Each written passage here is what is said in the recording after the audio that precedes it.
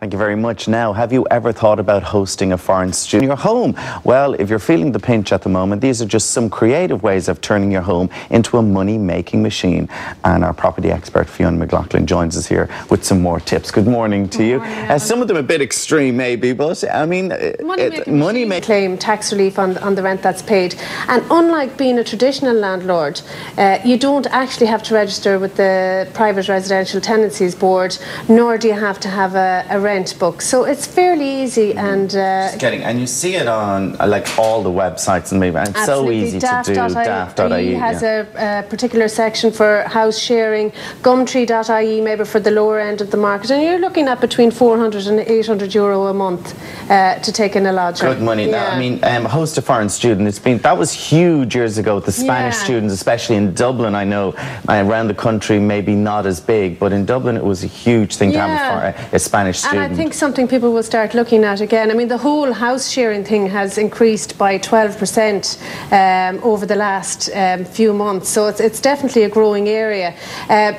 Hosting foreign students, there's two main reasons why people do it. One is for the income, and the other is if they can't afford to send their own children abroad. This is one way of doing, a swap very easily. And you can go to places like collegecribs.ie or hostinternational.com and find out a little bit more about it there, or just list your property there for a small fee. There is probably a bit more involved with the foreign student because you have to make the meals and things like that. Yeah. There's a bit more involved than just having a lodger. Actually, even with the lodgers now, you have to offer more facilities than you did before. And I don't mean anything nefarious, but you definitely, there's a lot more competition out there at the moment. You know, rents are falling. There's a lot more rental properties available. So offering laundry services or cooking facilities or anything like that. Or like bills included in it or something like that. Exactly. Is anything that gives you that edge on the competition is a good idea. Okay, now setting up a B&B. Setting up a B&B is a little bit more complicated, but it's definitely, as we saw in the earlier footage, for people that really like interacting with people, this is an easy way for people that love other people and like having them in their home and don't mind sharing their homes with strangers.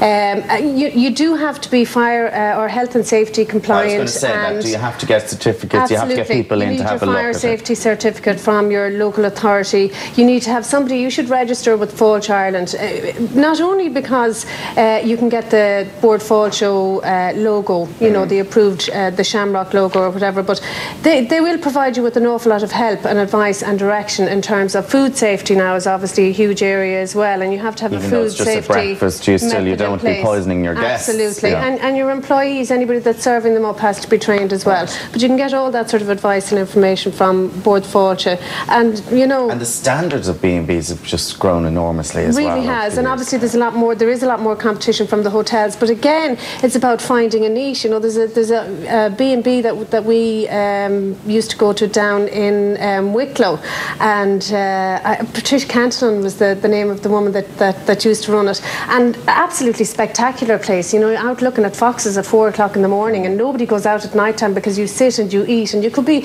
eating with the ambassador of Tanzania, or it's just a fascinating place to go, just very, very different.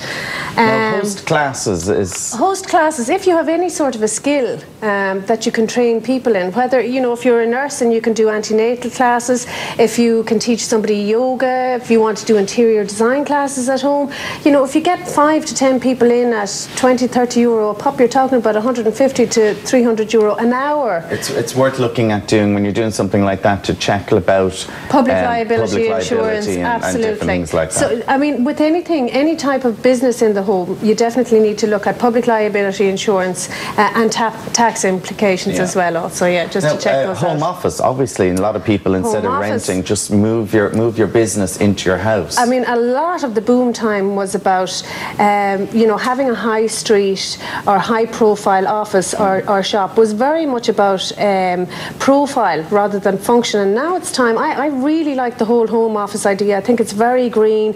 It prevents replication or duplication of energy spend. You can save in terms, you can get tax relief for your phone, electricity costs and that type of thing. You're not commuting to work. I really think this is something that people need to start looking at more. And people should realise that you can get, money off your heating bills and, and all of that, because you're based in your home, so all that comes with it. You can, so definitely worth looking at. Again, if you have public coming into your home, you need to look at the public liability insurance again. Yeah. Okay, now making it work outside, selling a part of your garden off, or doing something, and renting or like renting out a parking area. Yeah, I mean, look at your garden, you know. I mean, you know, again, during the boom times, you know, some of the Muse gardens were getting between 500,000 and $1 million to sell off the garden with planning permission. I mean, it was just mind-boggling. Now, you know, you're more realistically looking at something like €60,000 to sell off part of your garden, and just be aware that you're going to be living next to the people that are going to be buying it. But also look at, if you have a very big garden, you know, or if you're more rural based, look at stuff like allotments. You know, a 1 acre site is generating up to €5,000 a year. You will have to provide water facilities and toilet facilities and that type of thing. But just, you know, again, something different and something worth looking at. Something like very different. The sites as well, where you can find the information about the various different options. Okay, thank you. As always, we've run out of time because we could talk about this, because there's loads more to go on about house swaps and your tip for the week about equity release, but we may talk about that next week. Fiona, thank you very much. Now, after the break, Pete Wedderburn will be telling